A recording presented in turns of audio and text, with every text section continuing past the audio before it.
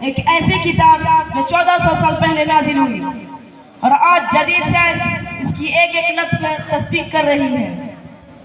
کیا یہ ممکن ہے کہ وہ ہستی جو کسی اسکول، کسی یونیورسٹی، کسی لیبارٹری میں نہ گئی ہو اور وہ ایسے سائنسی حقائق بیان کرے جو آج کے سائنسدان تحقیق کے بعد دریافت کر رہے ہیں؟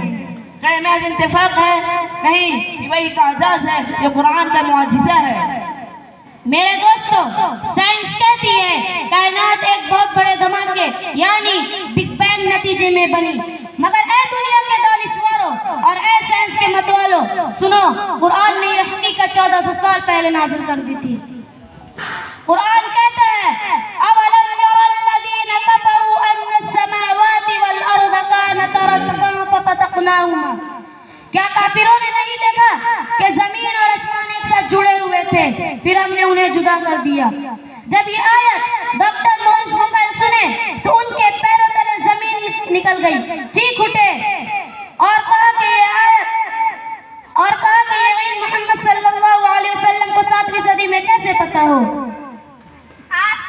آج کے جدید سائنس حیران ہے کہ قرآن میں انسانی تخلیق کے مراحل کیسے بیان کر دیے ہیں۔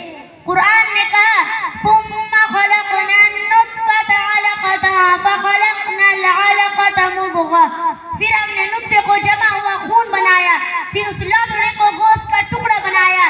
جب مشہور سائنسدان ڈاکٹر کیت مور نے قرآن کی یہ آیت پڑھی تو ان کے ہاتھ کانپ گئے، آنکھ حیرت سے پھیل گئے اور بولے یہ علم محمد صلی اللہ علیہ وسلم کو کہاں سے ملی؟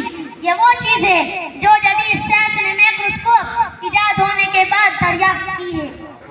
کیا آپ نے کبھی سوچا ہے کہ گہرے سمندر میں روشنی کیوں نہیں پہنچتی؟ ہزاروں فٹ نیچے اندھیرے کے راج ہوتا ہے اور لہریں تہے درتا ہوتی ہے۔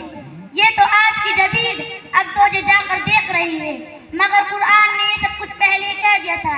او كظلمات في بحر اللجي يغشاه موج من فوقه سحاب، یا وہ گہرے سمندر کی اندھیری کی طرح ہے جسے ایک کے اوپر ایک لہریں ڈھانپے ہوئے ہیں اور ان کے اوپر بادل ہیں۔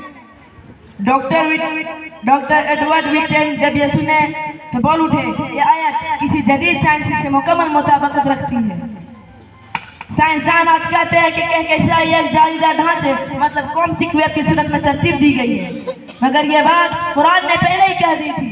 وَالسَّمَاءِ ذَاتِ الْحُبُكِ، قسم ہے اس آسمان کی جو جال کی مانند بنا ہوا ہے۔ اسٹیفن ہاکنگ اپنی کتاب A Brief History of Time میں لکھتے ہیں کائنات ایک وسیع جالی کی طرح نظر آتی ہے۔ میرے دوستو، قرآن کو ایک نظر سے دیکھو تو صحیح، یا کوئی اتفاق نہیں یا وہی سچائی جسے دنیا تسلیم کرنے لگی ہے، مگر افسوس ہم میں سے کتنے ہیں جو اس حقیقت پر غور کرتے ہیں؟ ہم نے قرآن کو صرف تلاوت تک محدود کر دیا۔ یہ وہ کتاب ہے جو سائنسی دنیا کو ہلا کر رکھ دیتی ہے۔